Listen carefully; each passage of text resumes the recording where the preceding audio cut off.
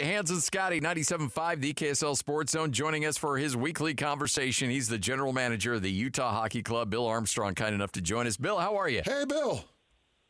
I'm doing great, gentlemen. How are you guys doing today? So doing great. Hey, I mean, 3 games in 4 days takes a toll on the players. What does that do to the GM? Well, it ages you at 3 times the rate of your birthday. You know what I mean? It's definitely taxing for sure. You throw some travel and all some other stuff in there, and and as a GM, you're always on the phone and always working. So yeah, it takes its toll. You got to be all in this job, no matter if you're a player, coach, or in the front office. So it does. I don't really get tired from it. It's just my wife says, "Wow, you got bags underneath your eyes." Oh man, it's a lot of work. I was going to tell you, but we had Barrett Hayton on yesterday, coming off his amazing performances and what he does for you, and it was fun to catch up with him, talking about growing up in Peterborough and starting on the ice, and his dad was a coach, and kind of got into his history a little bit. But talk about the level of play that Barrett Hayton's been putting on the ice for you as of late.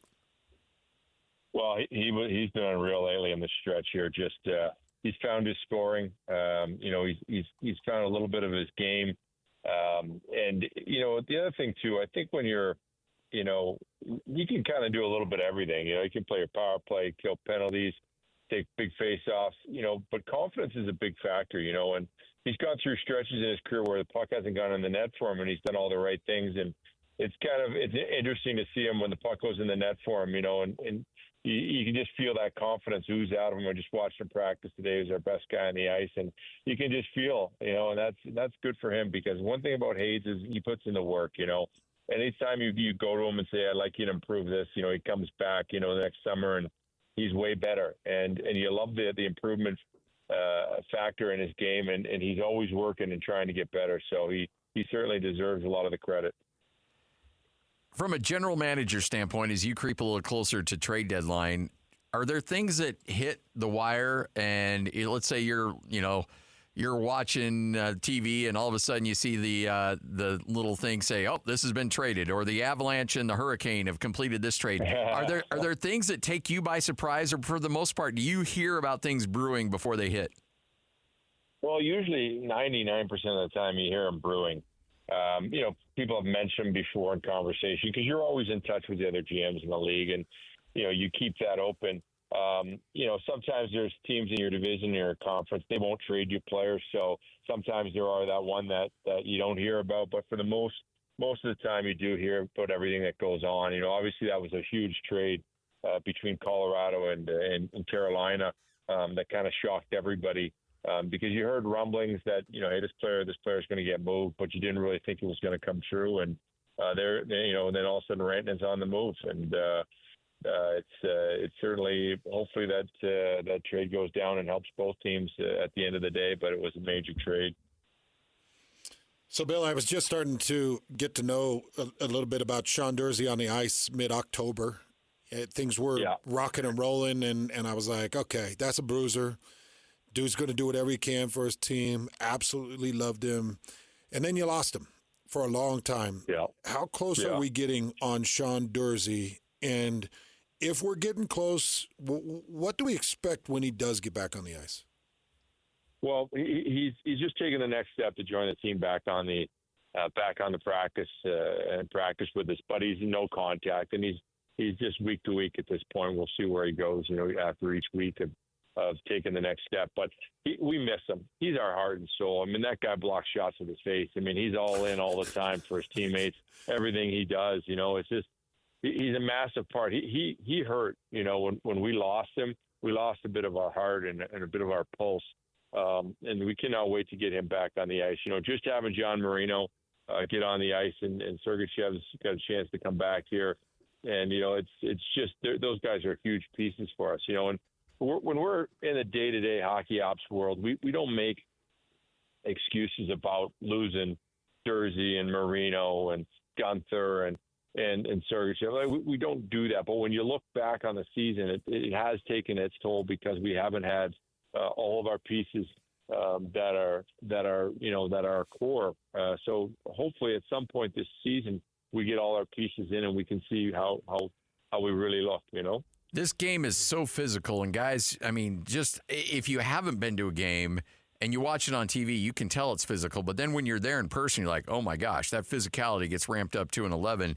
Is this year just in efforts of trying to educate not only ourselves but listeners for future? Is this kind of a standard year for injuries, or does this team feel a little bit more snake bit than usual? Well, normally we spread the injuries around everybody on the team, but this year we just picked our best players. Okay. So there's been some great impact by having some of our big guys out. But it's part of the season. It's part of it. Sometimes you don't have it. Sometimes you do. Every season is different. You try to prepare by signing guys for depth roles and next man up. Sometimes it affects you a little bit more than you like. So we're in one of those seasons where we had some of our best players out. So we try to prepare for it. The teammates go in there and battle as hard as they can and step up. But I will tell you, I'm really looking forward to the day our whole team is on that ice. We've watched Clayton Keller put together a 7-game point streak. It kind of put that in perspective for me a little bit, Bill. How prolific or how big is a 7-game point streak, and what are some of the better streaks you've seen guys go on in your time as a general manager? Well, I always put it in perspective of, if anytime you're putting up those kind of numbers that Clayton is, it's an impressive season. I mean, he's got a chance to put more numbers on the board than he ever has. And he's put together these streaks would help us be consistent. I mean, Logan Cooley just came off one. I like to see that it's consistency every single night that they're out there producing points and helping the team win. So 7 games is a good streak. It's not 15 games. 15 games where I'm like, oh wow, over 10 is like you get blown away. But it's also the amount of points you put up in those games too. But he's done a terrific job, and when you see that, that's consistency. It's a good player playing good every night. Well, we hope to see Durzi back on the ice. We have seen Marino back out there. How has he looked in your eye in his return? Yeah, he's been great. He's exactly what we traded for. He's somebody that has the ability to move a puck and has a calming presence on the ice. He's a heck of a defenseman for us. He's someone that, has helped our team kind of take it to the next level. I would say, if we get everybody back on defense, you're going to see a real good defense back there. And I think we added Ole Mata and even Cole in the mix. It's made us pretty solid. So hopefully down the stretch here, we get 7 games before the Four Nations break, and then 6 games after that, before the deadline. So we're hoping to have everybody back and playing, when we come out of that. Hopefully 4 Nations. We'll see if that comes true, if everybody sticks to the timeline, but we'll see if that happens. But if that does happen, it'll give us our team a good foundation and see how good we can be. So, Bill, I told you when I was in Pittsburgh just a couple of weeks ago, grabbed a ticket and got myself into PPG Paint Arena and got to watch Pittsburgh take on Ottawa. And Ottawa just dismantled them, just beat them up bad. And obviously, I went in and put all my focus on Sidney Crosby because I'm sitting there watching a legend. Anytime you get a chance to watch a legend, it's pretty important. So I elbowed my wife. I'm like, just so you know, that guy right there, he's the greatest to ever play. So you got to keep an eye on him, because you always give your wife something interesting. And we had an absolute blast. I mean, incredible. What an environment. But Sidney Crosby looked a little bit off, just a little bit slow in the game. Yeah. Is he still dangerous on any given night? And just your overall thoughts on Sidney coming into Delta Center coming up tomorrow? When that guy's in the lineup, just that one guy, he always has a chance to beat you. He is a unique player.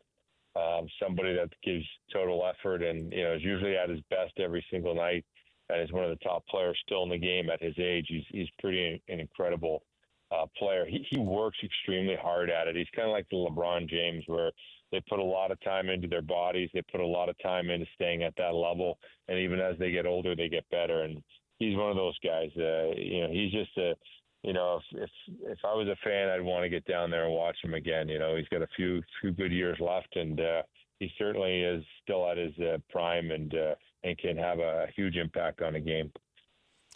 Well, we appreciate your time as always. Thanks for hanging out with us. Have a great week, and let's do it again next week. Thanks, Bill. Thanks, guys. Let's get the win. We'll see you tomorrow. Let's do it. Get those tickets. Fill up that arena. Should be fun. You don't get to see guys like Sidney Crosby very often.